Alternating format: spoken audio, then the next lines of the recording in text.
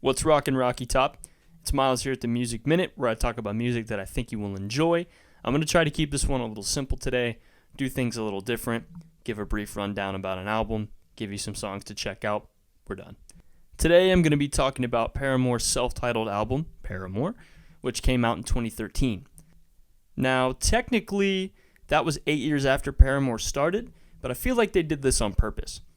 This album, sound-wise, is Paramore's biggest, being mixed by the great Ken Andrews, who is also the frontman of the band Failure. This album has punchy and roomy drums, which sound almost as if they were recorded in a big room with a small amount of soundproofing to give them a bigger element for this album.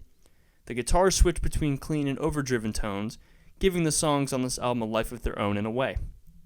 The bass tone is heavy, but it also switches to grimy tones as well based upon what kind of song is being played, matching with the guitars.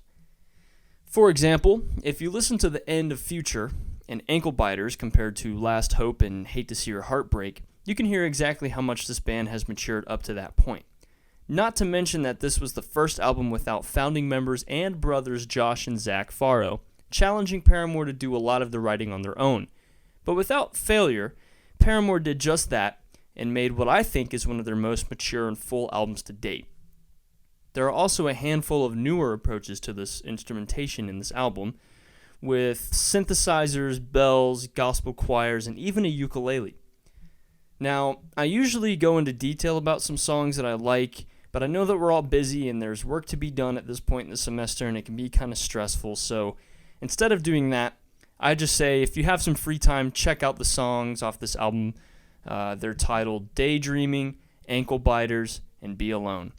And if you like what you heard from this album, based upon the songs that I recommended, check the whole album out, and hopefully you enjoy it, because it's personally one of my favorites, and I really think that it's fitting for this season, even though we can't really go outside and do too much.